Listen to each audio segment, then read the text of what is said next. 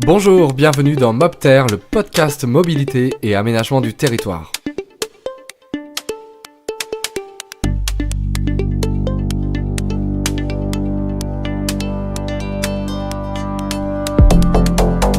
Aujourd'hui dans Mobter, on part au grand air, on va se déplacer à vélo. La congestion de nos villes, la dépendance au pétrole, la pollution sont autant de problématiques qui nous amènent à changer notre vision de la mobilité. Les modes de déplacement alternatifs se développent, covoiturage, véhicules électriques, transport de masse sont au cœur des nouveaux échanges. Et le vélo électrique dans tout ça ? Solution idéale pour se mettre en selle après des années passées dans le cocon d'une voiture, une entreprise de Loire-Atlantique a conçu une station de vélo électrique prête à l'emploi qui sera déployée sur les parkings d'entreprises. Pour en arriver là, Thomas et Karine, aidés par Delphine, cherchent et innovent avec notamment une expérience en Chine, la construction de scooters électriques, puis de trottinettes et enfin de vélos électriques eux aussi. Et ça marche. Alors, comment ambitionne-t-il de faciliter l'implantation du vélo dans les déplacements professionnels ? Vélo, boulot, vélo, c'est tout de suite dans Mobter, place à l'interview.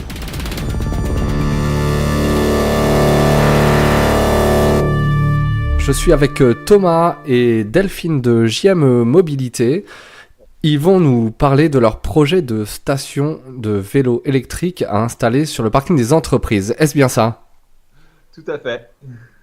Bien, bienvenue à tous les deux. Alors, tout d'abord, Thomas, j'ai lu dans certains articles, notamment sur les Échos, que vous avez fait un voyage en Chine. Est-ce que ça a été pour vous un point de départ ou une constatation dans l'élaboration de votre projet ?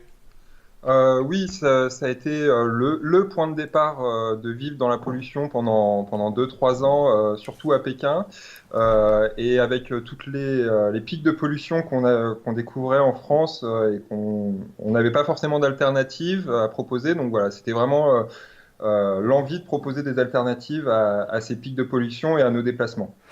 Ok, et est-ce que vous avez vu des initiatives qui allaient dans ce sens en Chine et en particulier donc à Pékin, si j'ai bien compris ? À Pékin, tout à fait. Déjà, tous les scooters sont électriques. Il y a beaucoup de déplacements à vélo.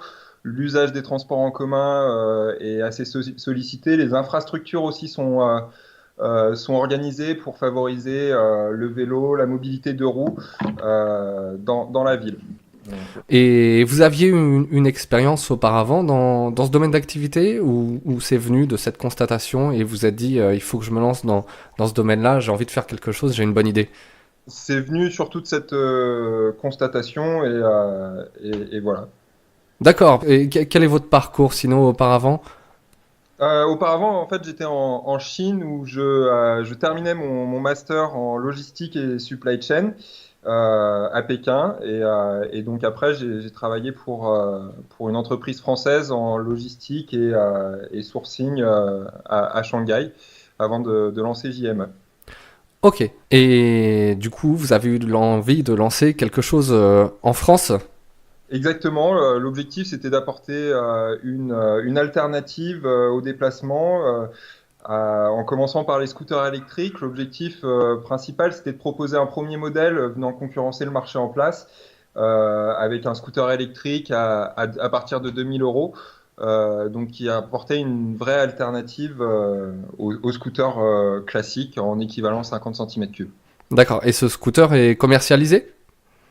Oui, tout à fait. Et vous le distribuez par quel réseau ? C'est auprès des particuliers ou des entreprises ?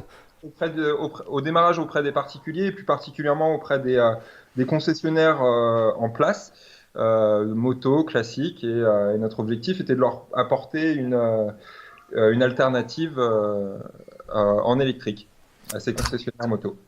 Et quand on consulte votre site internet, on découvre une page de garde qui annonce un projet de station de vélo dans un container. Est-ce que vous pouvez nous en dire un peu plus ? Tout à fait. Alors, ça vient également de notre constat du marché que lorsqu'on faisait essayer nos produits aux utilisateurs, aux utilisateurs finaux, ils étaient convaincus et qu'il fallait qu'il y ait essai pour qu'ils découvrent ces nouveaux moyens de mobilité. Et c'est pour ça qu'on a commencé à se pencher vers l'entreprise pour avoir accès à une population qui se déplace dans leur déplacement domicile-travail et qui n'ont pas forcément l'opportunité de venir à vélo ou de venir en scooter. Donc voilà, c'est de proposer aux entreprises pour leurs salariés des moyens de déplacement propres. Ça répond également à une demande du gouvernement aussi qui incite les entreprises à proposer des solutions de mobilité douce à leurs salariés en leur proposant des réductions d'impôts et autres sur ça. Et donc ces stations, ces outils de mobilité sont destinés plutôt à des trajets de mission dans l'entreprise, des trajets domicile-travail par exemple, ou d'autres usages? Tout dépend de la typologie de l'entreprise, mais ils peuvent très bien aller d'un trajet domicile-travail ou à un déplacement intersite. On peut imaginer une entreprise disposant de plusieurs bâtiments assez espacés et besoin de se déplacer. Plutôt que de faire 2 kilomètres en voiture, ils peuvent le faire en scooter électrique ou à vélo. Ou également des rendez-vous clients. Aujourd'hui, on a des entreprises qui se déplacent à moins de 5 kilomètres chez leurs clients et donc leur proposer de réaliser ces déplacements avec des véhicules à mobilité douce. Vous agissez en complément des offres de mobilité existantes du coup? Voilà. Mais tout en restant concentré sur ce qu'on appelle la micromobilité, donc qui va de la trottinette électrique au scooter électrique. Ça peut très bien être également combiné à des offres en place. On peut imaginer des commerciaux qui ont leur voiture, qui font de longs trajets, et leur mettre simplement une trottinette électrique dans leur coffre qui leur permet de faire leur dernier kilomètre, leur évitant les problèmes qu'on rencontre de stationnement dans les centres-villes ou autres, et leur permettre d'allier plusieurs modes de déplacement en même temps. Quelle est l'offre que vous proposez du coup à vos clients? Comment ça se package? Comment vous construisez cette nouvelle mobilité? Tout d'abord, ça commence par un audit de l'entreprise parce que nous devons connaître les besoins de l'entreprise. Donc, on commence tout d'abord par auditer les besoins pour ensuite leur proposer les solutions qui leur sont possibles. Et donc qui peuvent être un pack de produits, de trottinettes, de vélos ou de scooters, mais également une station de recharge parce qu'on sait que si on leur propose des véhicules électriques, il faut qu'ils soient rechargés. Donc voilà, on leur propose également une station de recharge permettant de recharger ces véhicules et également des packs de financement, maintenance pour s'assurer de l'entretien de cette flotte. Ok, c'est quelque chose que vous avez déjà déployé. Je parle en particulier des stations avec le container et les panneaux photovoltaïques sur le toit. Ça, c'est quelque chose que vous avez mis en place déjà? On a une station qui devrait voir le jour au printemps de cette année. Et quelle typologie d'entreprise vous visez? C'est des TPE, des PME?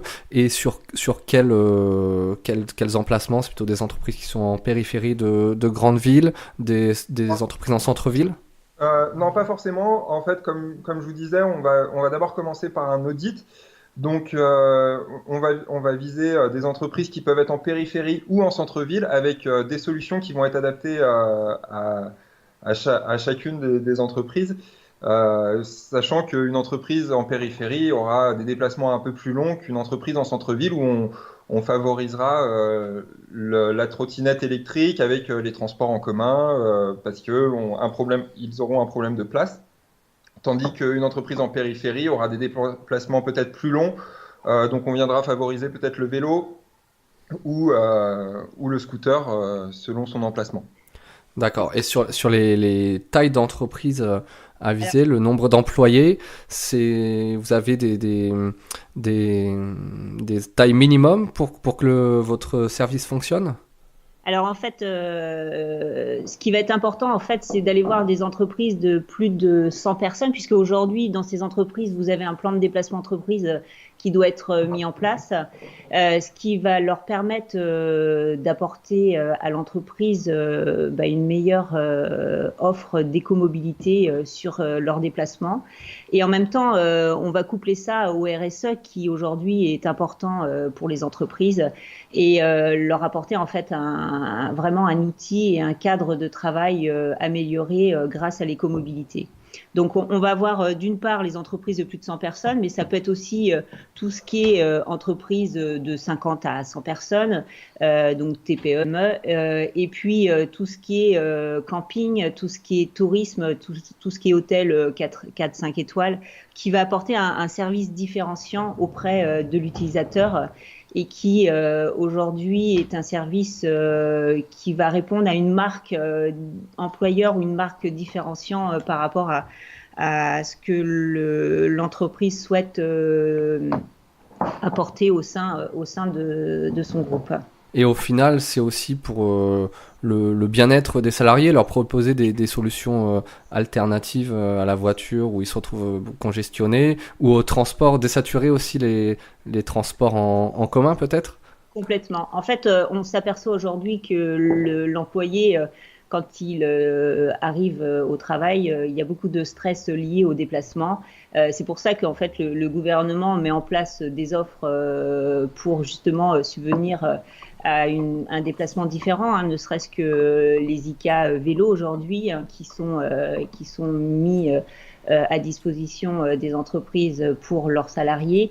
Et puis, quand vous avez un salarié qui passe 1 heure ou 1 heure et demie dans son déplacement, si l'employeur peut lui offrir un déplacement plus rapide, donc c'est moins de stress, c'est plus de productivité, c'est moins d'absentéisme. Donc tout va être lié en fait à un cadre de travail plus agréable pour le salarié. D'où l'importance aujourd'hui que l'entreprise aille justement sur le sujet de l'écomobilité lorsqu'il recrute ou lorsqu'il veut défendre sa marque employeur. Très bien.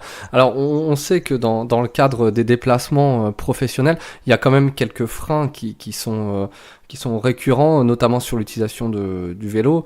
Beaucoup de gens se disent qu'ils vont pas y arriver, qu'il pleut, qu'il fait trop froid, qu'il fait trop chaud. Est-ce que vous allez mettre en place des formations un peu pédagogiques pour, entre guillemets, éduquer les personnes, les employés, à changer de mode de transport et leur indiquer tous les bénéfices que ça peut leur apporter ? Alors, en fait, lorsqu'on va intervenir auprès d'une entreprise et que l'on va justement mettre en place un service, bien entendu, il sera accompagné d'une communication et d'une animation en interne et en externe.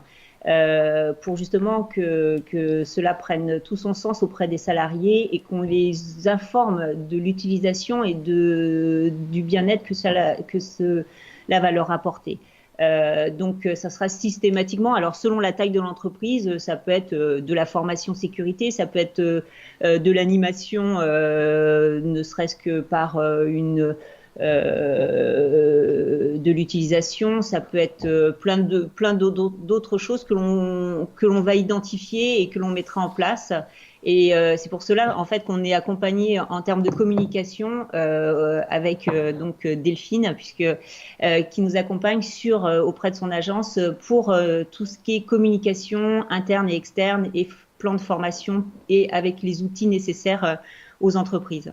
D'accord, donc on voit bien que les deux sujets, à la fois de l'outil de mobilité et de la formation, sont très liés en fait, et c'est à mon sens important effectivement d'aller sur ces deux terrains-là, parce qu'on a en France une culture qui n'est pas forcément d'être cyclable, on le voit bien, on a un peu de mal parfois à se mettre au vélo, à changer nos habitudes et sortir de notre zone de confort, donc ça c'est quelque chose que vous apportez et c'est très bien. Maintenant, sur le point un peu plus technique, disons, votre station, donc comment elle se présente, celle qui figure sur le site dans un container, quelles sont les spécificités techniques ? La station, les spécificités techniques, la première, c'est qu'elle est autonome en énergie. Donc, notre objectif, c'est vraiment de proposer plusieurs modules. Donc, soit d'avoir un produit ou jusqu'à la station complètement autonome en énergie, donc avec des panneaux solaires sur le dessus, un stockage d'énergie et ainsi qu'une borne permettant la sécurisation et la recharge des produits en même temps. Bien sûr, les batteries sont importantes parce que on sait que les véhicules vont être utilisés pendant la journée et rechargés la nuit, et que les panneaux solaires ne vont pas pouvoir produire d'énergie pendant la nuit. Donc c'est pour ça qu'on a besoin d'un stockage d'énergie et également qu'il soit partagé avec soit un smartphone, soit une carte RFID selon la typologie de D'accord. l'entreprise et le souhait, pour qu'elle soit vraiment les véhicules soient partagés dans l'entreprise. Et de manière autonome. Il ne faut pas que ça soit une charge une contrainte et une charge pour l'entreprise. Ce service, il est autonome en énergie, mais autonome également en partage, pour qu'il n'y ait pas cette contrainte de partage entre les salariés. D'accord. Donc finalement, vous proposez quelque chose où il y a finalement peu d'infrastructures lourdes à installer, hormis arriver avec votre concept en fait. Exactement. Le conteneur aujourd'hui prend une place de parking. Donc en supprimant une voiture, on rajoute 6 véhicules. Donc vous installez sur le parking des entreprises en lieu et place d'une voiture. Donc ça aussi, c'est un sacré symbole. Voilà. On supprime une voiture pour venir y placer 6 véhicules. Très bien. Donc ça, c'est assez intéressant et jusque dans le symbole, ça démontre aussi votre démarche. Maintenant, on va passer sur une thématique un peu plus large qui est liée évidemment avec ce que vous faites. Selon vous, quelle est votre vision de la mobilité sur 5, 10, voire 20 ans? Est-ce que vous avez une idée de comment va évoluer la mobilité, en particulier la mobilité au quotidien, celle des gens qui se déplacent tous les jours pour aller à leur travail? Alors, en fait, la mobilité va avoir plusieurs axes. Quand on parle de mobilité aujourd'hui, de toute façon, tout ce qui est le milieu urbain va de toute façon être différent au niveau de la circulation et on va avoir des axes de transport multimodal. À savoir qu'aujourd'hui, ça commence, mais on est au tout début, puisque un plan vélo vient juste d'être mis en place par le gouvernement. Donc, on va avoir du covoiturage, on va avoir du transport en commun, du transport ferroviaire, du transport de dernière minute, à savoir sur de la mobilité douce, trottinette, vélo électrique. Tout ça va se mettre en place progressivement en fait en France. Par rapport aux pays nordiques qui sont bien en amont sur ce sujet-là, mais eux, ils ont déjà commencé il y a plus de 10 ans sur leur circulation au niveau des routes, au niveau de la sécurité pour les vélos de roue. Donc, nous, on est au tout début, donc on va pas demain être au même niveau que ces pays-là, mais en tout cas, on va être amené à avoir une vision sur notre déplacement comme les pays nordiques, c'est-à-dire que les gens, quand ils auront des circuits courts 4-5 km, finiront avec de la mobilité douce, vélo, trottinette, scooter électrique. D'accord. Ça c'est une évidence. Et en même temps une évidence de par aussi l'urgence climatique que l'on a aujourd'hui et que de toute façon on est obligé d'aller sur des sujets différents qui existaient auparavant. Donc tout ça va s'organiser, il va y avoir les municipalités qui vont mettre en place plus de sécurité dans les villes pour les déplacements de roues, donc ça va se faire au fur et à mesure. Maintenant, de plus en plus, quand on a une réflexion de voirie, il y a un plan vélo qui est mis en place pour la circulation vélo. Donc ça se fait aujourd'hui, mais on va avoir 4-5 ans encore d'évolution importante sur le déplacement aujourd'hui. C'est-à-dire, selon vous, il faut aussi compter sur la puissance publique, l'État, pour aussi déclencher ce phénomène de changement de paradigme de mobilité? Ah, complètement. L'État, il faut qu'elle soit précurseur et qu'elle accompagne ce changement-là, puisque vous avez les usagers qui aujourd'hui vont aller sur du deux roues, mais si vous n'avez pas de sécurité à un moment donné, vous n'allez pas envoyer par exemple votre enfant seul en pleine nuit, enfin à 6h30 du matin, aller rejoindre un abri de bus sans sécurité. Donc tout est lié. Donc c'est en train de se mettre en place. On le voit auprès, comme je vous disais, des municipalités. Donc tout ça va faire sens dans les années qui viennent pour que nos déplacements soient différents. Et il faut qu'aujourd'hui, de toute façon, on le voit, tous nos parkings de covoiturage sont pleins. Donc ça veut dire les gens gens ont compris qu'il y avait un enjeu sur les déplacements, soit sur un enjeu climatique, soit sur un enjeu aussi financier, et qu'il fallait qu'on change notre façon de se déplacer. Donc ça passe aussi par le télétravail auprès des entreprises, ça passe par un transport multimodal. Donc tout ça, et ce sont des circuits qui se mettent en place avec les entreprises, avec le gouvernement et avec les usagers d'aujourd'hui. Très bien. Bon, on voit donc que l'avenir est passionnant dans ce domaine et que tout est à construire et que JME Mobilité participe à cette construction. Donc on est ravis et on espère que pour vous ça va fonctionner. N'hésitez pas à nous tenir au courant, en tout cas dans le futur proche, lorsque vos bornes seront déployées. On pourra refaire un point, ce sera avec grand plaisir. Tout à fait. Et je dirais même le dernier point, donc pour qu'on aille plus sur le sujet d'écomobilité, il faut que de plus en plus il y ait de l'information à ce niveau-là pour que les gens puissent comprendre que la mobilité en fait douce est importante et que on puisse leur expliquer en fait le pourquoi de ce déplacement en mobilité douce, puisque aujourd'hui les gens sont pas tout à fait encore informés du besoin et du bien-être que cela peut procurer. Donc ça peut être même aujourd'hui des magasins de mobilité urbaine avec de l'information et de la formation sur justement le déplacement de roues. Il faut qu'on aille sur des sujets là et que les gouvernements, quels qu'ils soient, se mettre à travailler dessus. En effet, il y a un peu de boulot. Bien, merci en tout cas à tous les deux. Merci. Et puis, je vous souhaite bonne chance dans votre projet. Merci beaucoup. Au revoir. Merci.